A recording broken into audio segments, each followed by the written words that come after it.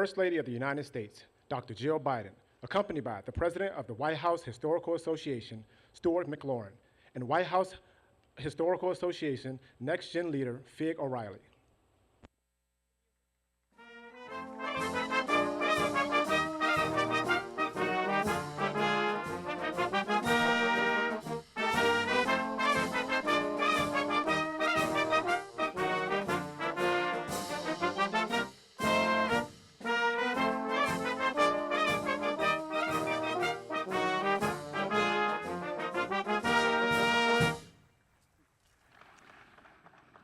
Please be seated. Good morning and welcome to this glorious day on the White House South Lawn, and a special thanks to President Dr. Biden for hosting us today and for Dr. Biden's wonderful welcome and work that she's done with us over the past years and will continue well into the future. At this time, I would invite you to please rise again for the presentation of the colors.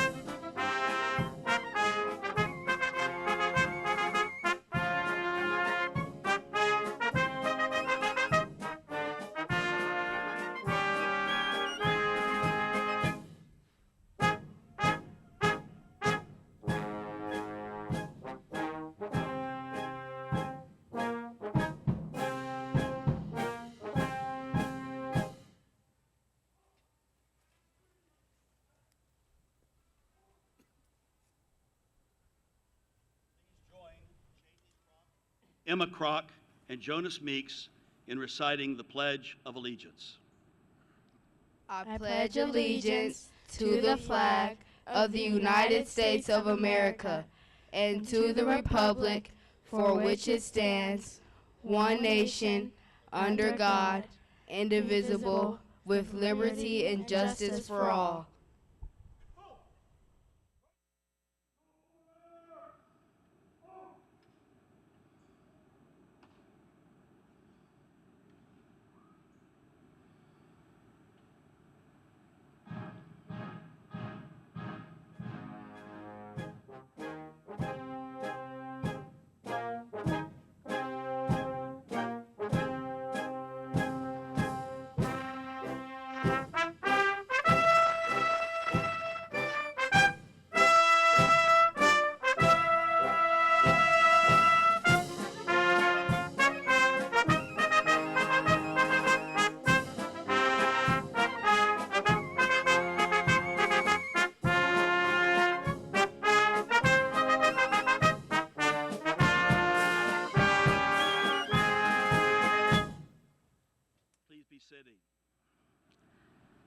Dr. Biden, thank you for convening this wonderful group here on the South Lawn of the White House, which is a very meaningful day for the White House Historical Association.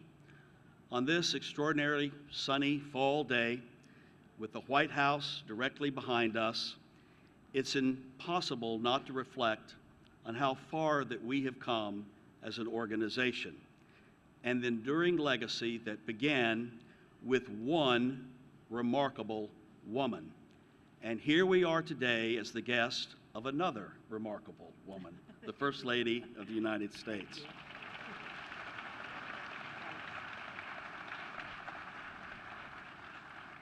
In 1961, 31-year-old First Lady Jacqueline Kennedy arrived at this historic home with every reason to believe that she and her family would be here for 4 years or perhaps even 8 years. But we know that history took a tragic turn in just less than 3 years. Yet, Mrs. Kennedy was a woman with a mission and a woman in a hurry. Sound familiar to someone else that we work with? But she set in motion in just those 3 short years with conservation, preservation, acquisitions for the White House collection is still what governs that process that we in the White House staff work with to this day. Mrs. Kennedy understood the importance of the White House, not just as a residence, not just as an office, not just as a museum, but as a symbol to all of America and to the world. It was Mrs. Kennedy who actually launched our education mission when she created the very first White House Visitor's Guide. This small step has since evolved into a vast body of work. Today we publish many award-winning books, and one of our projects that I love the most is our White House History Quarterly. Well, when Mrs. Kennedy began this education mission by planting that seed with the guidebook, what she did has now grown to flourish in an extraordinary reach of our education mission to millions of people around the world. And now, with thanks to the hard work and the support of all of you gathered here on the South Lawn, we are taking our boldest step yet in furthering the mission of the association. You know, I have to believe that Mrs. Kennedy would be beaming if she could be with us here today.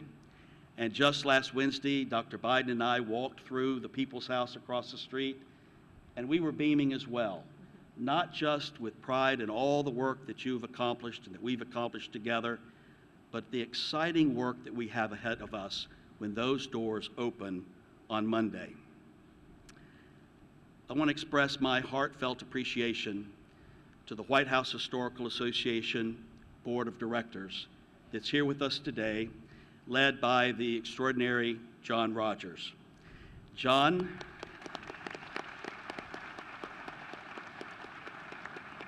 I think you actually began your career in the Eisenhower Building, just over here, and I still believe you hold the record for being the youngest assistant to the president at age 27 years old. And you've continued to have a passion for this house, its history, and our mission. And your leadership, your vision, your support, and that of all of our board is what has put the wind in our sails to do this project. So thank you very much. On Monday, when we officially open the doors of the People's House, we'll be excited to see thousands of people coming from all across the country and around the world. But we all know that construction does not end our work, it's just the beginning. It was the pandemic which we realized that our digital content was being so greatly followed. There was a purchasing of our books and our publications more than had ever been before. And I believe that it was because the American people were looking for reliable information from a trusted source. And the White House Historical Association is that source for the history of this house, not just for this period of time, but for whole of our time since John and Abigail Adams moved in November of 1800. And Dr. Biden, you have been personally an extraordinary inspiration to our educational mission. Your commitment to sharing the history and the meaning of this house with the American people has been deeply impactful, and we will always be grateful.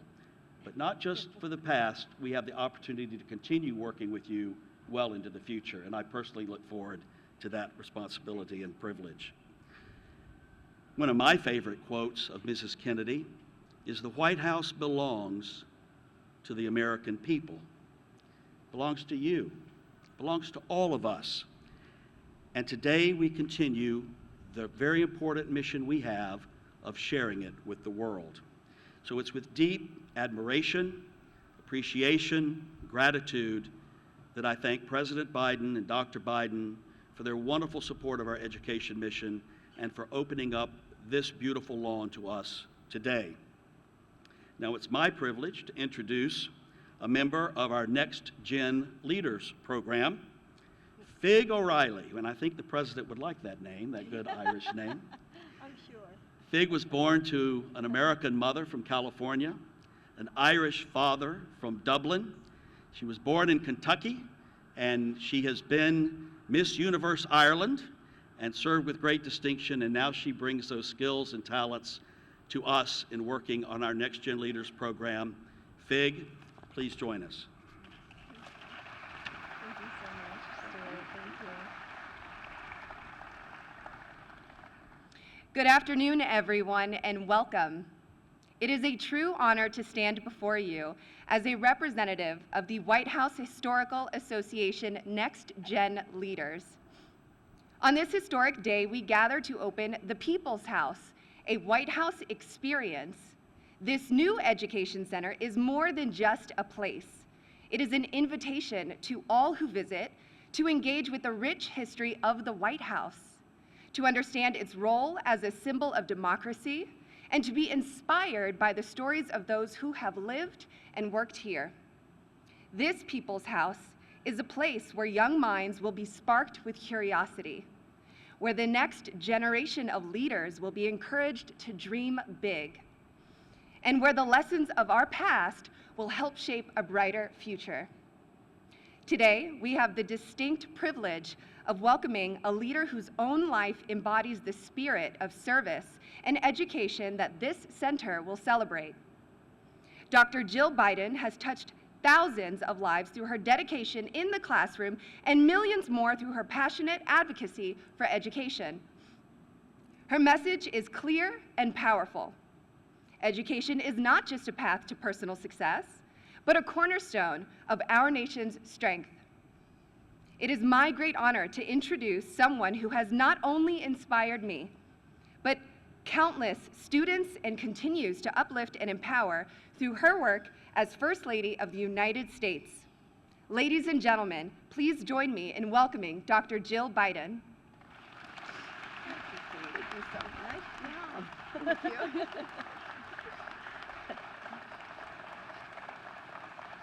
Thank you. Thank you. Thank you, Fig. You inspire young people to get excited about their education, especially in STEM. And we're lucky to have you guiding the future of the White House Historical Association. And I'm glad to see so many association board members here with us this morning. And I know that you've had a packed schedule these last few days. Your commitment to this project warms my heart. Thank you. Thanks. Earlier, we heard from the Suitland High School Choir, and we appreciate you sharing your voices with us today.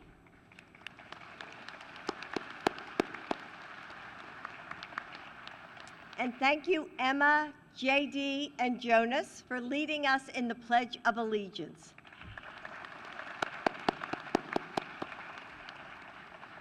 We've also had the Armed Forces Color Guard presenting the colors and the President's own Marine Band playing the beautiful music that we've heard all morning and afternoon. Joe and I are so grateful to you and your families for your service to our nation. And it's great to see so many kids on the South Lawn. The project that we're celebrating today is for you. Welcome, everyone, to the White House. Doorway by doorway, moment by moment, every piece of the White House is cloaked in history.